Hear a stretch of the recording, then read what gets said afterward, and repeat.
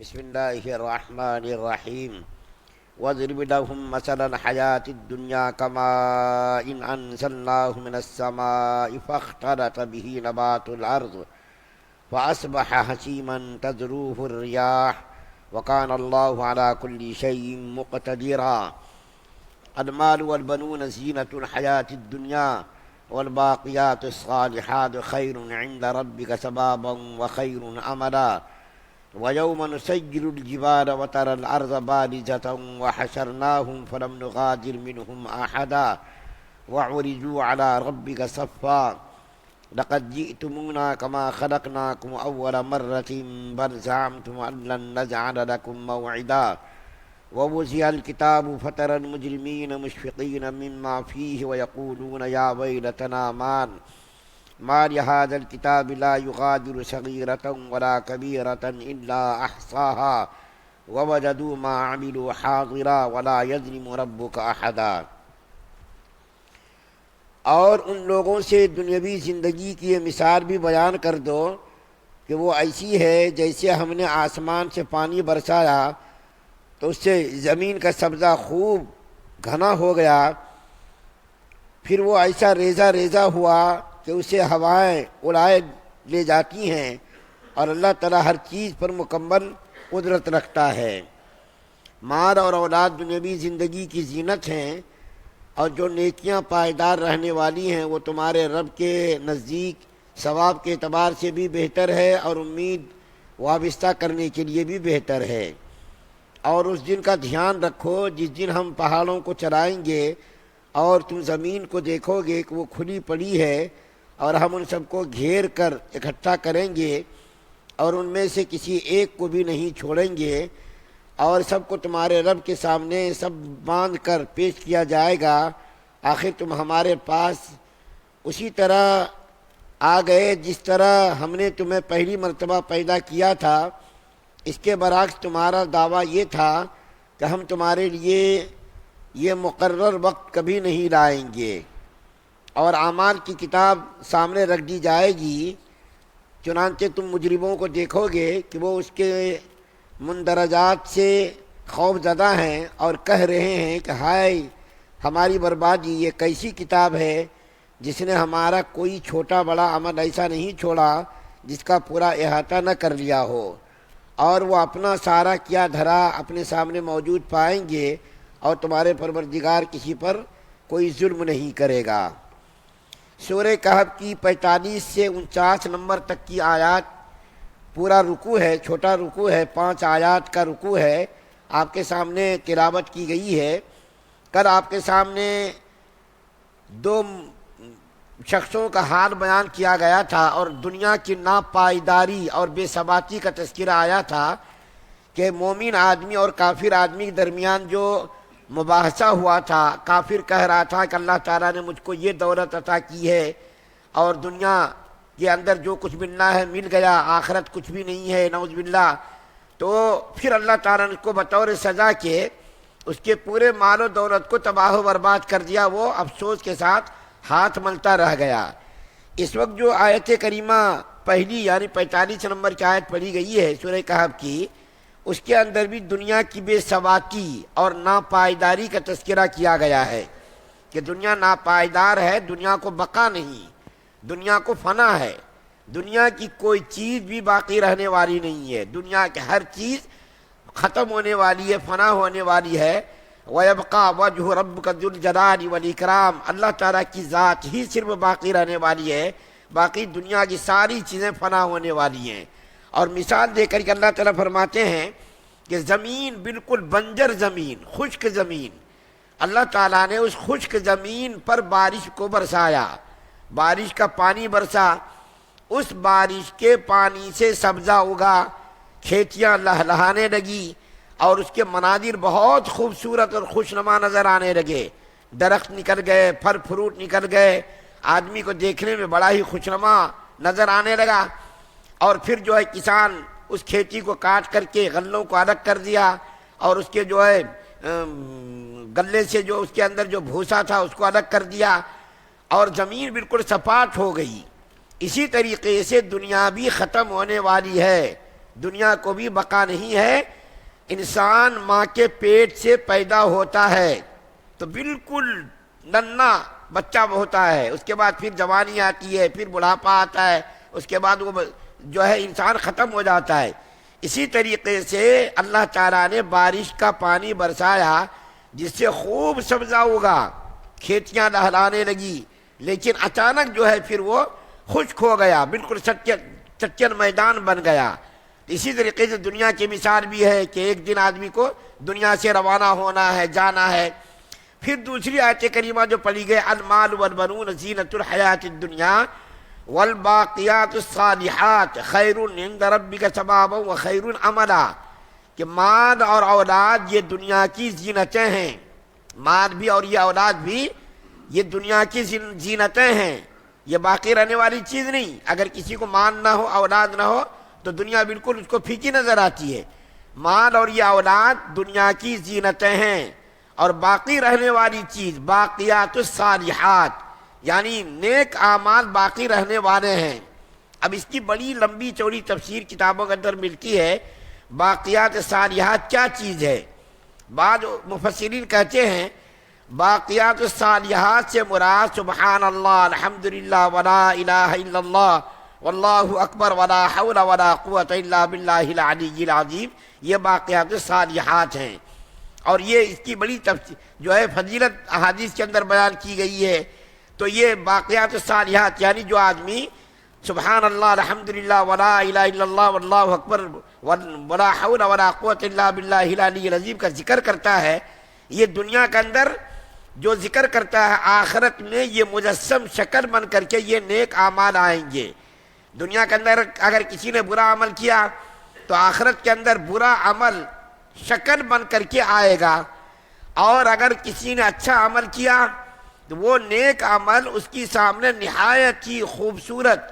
بہترین شکل میں آئے گا اس کے سامنے، کہ میں تیرا عمل ہوں، تو نے قرآن دنیا کے اندر تلاوت کی تھی، تو نے نماز پڑھی تھی، تو نے یہ کیا تھا۔ ایک تو یہ تفسیر بیان کی گئی ہے۔ دوسری تفسیر یہ بیان کی گئی ہے کہ جو بھی شریعت کے اندر نیک کام ہے تمام کے تمام باقیات الصالحات ہیں۔ 5 وقت کی نمازیں بھی اس کے اندر شامل ہے، زکوٰۃ بھی شامل ہے، روزہ بھی شامل ہے، حج بھی شامل ہے، صدقات و خیرات بھی اس کے اندر شامل ہے باقیات الصالحات کے اندر۔ بعض مفسرین کہتے ہیں اس سے مراد نیک لڑکیاں ہیں۔ آج ہم کیا کرتے، لڑکیاں پیدا ہوئی تو منہ ٹیڑھا کرتے نا، ہماری خواہش ہوتی ہے کہ پہلا لڑکا ہونا چاہیے، اور بعض لوگ تو اتنے بیوقوف اور جاہل ہوتے ہیں کہ اگر 2-3 لڑکیاں پیدا ہو گئیں تو بعض لوگ تو بیویوں کو دھمکیاں دیتے ہیں کہ تمہارے یہاں اگر بیٹی ہوئی تو میں تم کو چھوڑ دوں گا، طلاق دے دوں گا۔ اس کا مطلب یہ ہے کہ یہ اس کے قبضے قدرت میں ہے، عورت بیچاری تو بے قصور ہے، اس کے اختیار میں تو ہے ہی نہیں بچہ پیدا کرنا یا بچی پیدا کرنا۔ اللہ تعالیٰ کی طرف سے جو بھی ملے وہ سب اللہ تعالیٰ کی نعمت ہے، اللہ کا انعام ہے، لیکن بہت سارے لوگ ہیں لڑکیوں کی پیدائش پر جو ہے ناراضگی کا اظہار کرتے، بہت سارے لوگ تانے دیتے، بہت سارے لوگ بیویوں کو چھوڑ دیتے۔ دیکھیے قرآن کے اندر جو باقیات الصالحات اس کی تفسیر میں بعض علماء کہتے ہیں کہ اس سے مراد نیک لڑکیاں ہیں۔ چنانچہ حدیث شریف کے اندر آتا ہے کہ اللہ تعالیٰ قیامت کے دن ایک آدمی کو جہنم کے اندر ڈالنے کا فیصلہ کریں گے۔ جب فیصلہ کریں گے تو اس کے سامنے اس کی نیک لڑکیاں آئیں گی اور اللہ تعالیٰ کے سامنے سفارش کریں گی، یا اللہ میری سفارش کو آپ قبول کیجئے، یہ میرا باپ ہے اور اس باپ نے مجھ کو دنیا کے اندر بہترین میری تربیت کی، میری تعلیم کی، میری شادی بیاہ کا انتظام کیا، آپ اس کو جہنم کے اندر کیسے ڈالیں گے؟ وہ شور شرابہ کرنا شروع کر دے گی، ہنگامہ شروع کر دے گی، اللہ تعالیٰ آپ اس کو جہنم میں مت ڈالیے، یہ میرے باپ ہیں، آپ اس کو جنت کے اندر ڈالیے۔ تو اللہ تعالیٰ کو اس کے اوپر ترس آ جائے گا، اس آدمی کے اوپر ترس آئے گا کہ اس نے بچیوں کو پالا ہے، پوسا ہے اور اس کی تعلیم و تربیت کا انتظام کیا ہے، تو پھر اس کی سفارش پر اللہ تعالیٰ اس باپ کو جس کو جہنم میں ڈالنے کا فیصلہ کیا گیا تھا اس کو جنت کے اندر ڈال دیں گے۔ نبی کریم صلی اللہ علیہ وسلم نے لڑکیوں کی پیدائش پر، اس کی تربیت پر اتنی اس کی فضیلت بیان کی ہے کہ اگر کسی کو 3 بچیاں ہوں، اس کو اچھی طریقے سے تعلیم و تربیت کرے، اس کو پڑھائے لکھائے، اس کی شادی اچھی جگہ کر دے، تو اللہ کے رسول صلی اللہ علیہ وسلم نے فرمایا کہ قیامت کے دن جنت کے اندر وہ اور میں ایسے ہوں گے. یہ 2 انگلیاں آپ نے بتائی, 2 انگلیاں دیکھیے کتنی ملی ہوئی ہیں, دونوں درمیان کوئی فاصلہ نہیں. اسی طریقے سے میں اور وہ آدمی بھی جنت کے اندر قریب قریب ہوں گے. تو حضرت عائشہ رضی اللہ تعالیٰ عنہ نے پوچھا یا رسول اللہ اگر کسی کو 2 بچیاں ہو تو اللہ کے رسول صلی اللہ علیہ وسلم نے فرمایا اس کے لیے بھی یہی بشارت ہے, اگر کسی کو 1 بچی ہو اس کے لیے بھی یہی بشارت ہے. تو بتائیے قرآن کے اندر قرآن کے قول کے مطابق نیک لڑکیاں باقیات الصالحات ہیں. تو آدمی کو زیادہ زیادہ ذکر کرنا چاہیے, زیادہ زیادہ نیکیوں کا ذخیرہ کرنا چاہیے تاکہ قیامت کے دن یہ باقیات صالحات بن جائے. اس کے بعد جو تیسری آیت کریمہ پڑھی گئی, اس آیت کریمہ کے اندر قیامت کا ہولناک منظر بیان کیا گیا ہے. قیامت کا ہولناک منظر کیا بیان کیا گیا ہے کہ قیامت کے دن یہ پہاڑ روئی کے گانوں کی طرح اڑیں گے, آسمان روئی کے گانوں کی طرح اڑیں گے, زمین وغیرہ سب سفال بنا دیا جائے گا, کچھ بھی دنیا کے اندر نہیں موجود ہوگا, سب ٹوٹ پھوٹ کر کے تباہ و برباد, چاند سورج ستارے یہ سب بے نور ہو جائیں گے. اور پھر قیامت کے دن اللہ تعالیٰ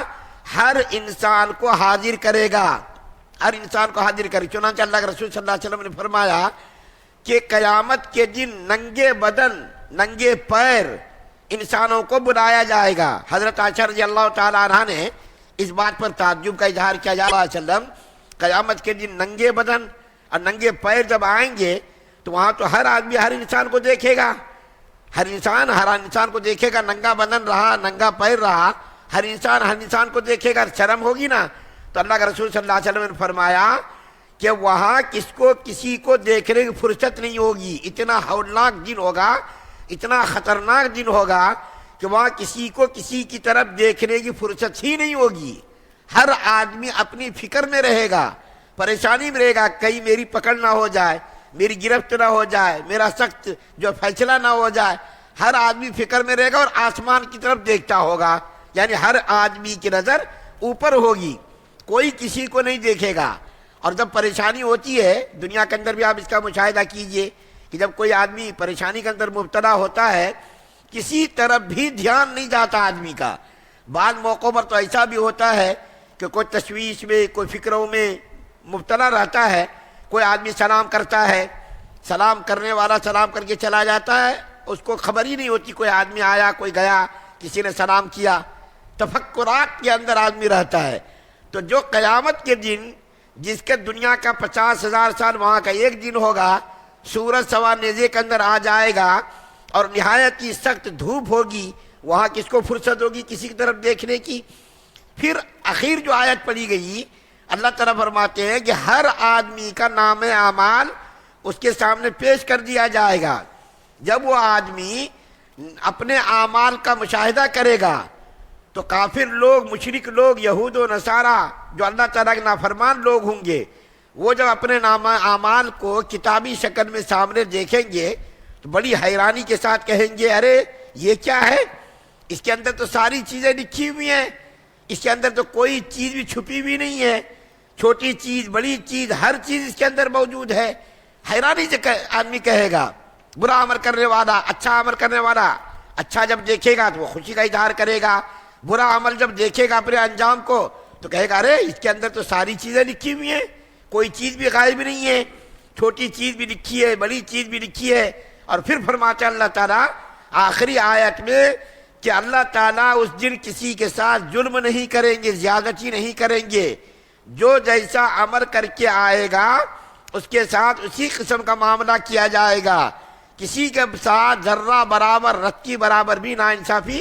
نہیں کی جائے گی, بلکہ جو جیسا کر کے آئے گا, اچھا عمل کرے گا اس کو اچھی سزا ملے گی, اور اگر کوئی برا عمل کر کے جائے گا تو اس کو بری سزا ملے گی. تو جو جیسا کرے گا اس کو ویسا ملے گا. اور اس کا جو ہے دنیا کے اندر تو مشاہدہ آج دیکھیے کہ یہ جو سی کیمرے ہے, سیل فون ہے, باریک سے باریک چیز لوگ اس کے اندر محفوظ کر لیتے اور بطور ثبوت کے اس کو پیش بھی کیا جاتا ہے. تو یہ دنیا کی عقلوں کا یہ عالم ہے کہ دنیا کے لوگ جو اتنی چھوٹی چھوٹی چیزوں کو سیل فون میں CCTV کیمرے میں اس کو محفوظ کرتے ہیں, تو ہمارے پاس بھی یہ دائیں بائیں جانب CC کیمرے لگے ہوئے ہیں, اور وہ کون ہیں؟ کرامن کاتبین ہیں. اور وہ کرامن کاتبین ہمارے ہر عمل کو سی سی کیمرے میں محفوظ کر رہے ہیں۔ جب اگر انسان قیامت کے دن انکار کرے گا کہ یا اللہ یہ جو ہے ہم نے کام نہیں کیا اور فرشتوں نے غلط لکھا ہے، تو اللہ تعالیٰ پھر اس کے اعضاء سے گواہی دلائیں گے، ہاتھ گواہی دیں گے، پیر گواہی دیں گے، آنکھ گواہی دے گی، زبان گواہی دے گی، اور اسی طریقے سے جو جس عضو سے جو بھی برا عمل کیا تھا وہ سارے اعضاء اس کے خلاف گواہی دیں گے۔ اور اگر اس نے اچھا عمل کیا تھا، زبان سے اچھی باتیں کہی تھی، تلاوت کی تھی، ذکر کیا تھا، اچھی باتیں کی تھی، امر بالمعروف اور نہی عن المنکر کا اہتمام کیا تھا، تو وہ زبان اور ہاتھوں سے اچھا کام کیا تھا، وہ ہاتھ اور پیروں سے چل کر کے مسجد گیا تھا، بیت اللہ شریف گیا تھا، یا کسی نیک کام کے لیے گیا تھا، یہ پیر گواہی دیں گے اس کے حق میں کہ یا اللہ اس نے زبان سے یہ بات کہی تھی، ہاتھ گواہی دیں گے یا اللہ ہاتھ سے اس نے اچھا کام کیا تھا، پیر گواہی دیں گے یا اللہ یہ چل کر کے مسجد گیا تھا، حج کرنے کے لیے بیت اللہ گیا تھا، یا کسی دینی اجتماع میں شریک ہونے کے لیے گیا تھا۔ تو اگر کسی نے اچھا کام کیا تو یہ سی سی کیمرے کے ذریعے جو کچھ بھی محفوظ کیا گیا، اگر انسان انکار کرے گا تو اس کے اعضاء گواہی دیں گے، اچھے کاموں کی گواہی، اس کے اعضاء اچھی گواہی دیں گے، اور اگر کسی نے برا عمل کیا تو برائی کے گواہ جو ہے یہ اعضاء بنیں گے۔ تو قیامت کے دن کسی انسان کا کوئی عمل بھی چھپا ہوا نہیں رہے گا، کتابی شکل میں اس کے سامنے وہ عمل آ جائے گا، اور اللہ تعالیٰ کسی کے ساتھ ناانصافی کرنے والے نہیں، ظلم کرنے والے نہیں ہیں۔ اللہ سے دعا اللہ ہم سب کو سننے زیادہ عمل کی توفیق عطا فرمائے۔ سبحان اللہ و بحمدہ، سبحانک اللہم و بحمدک، و نشہد ان لا الہ الا انت۔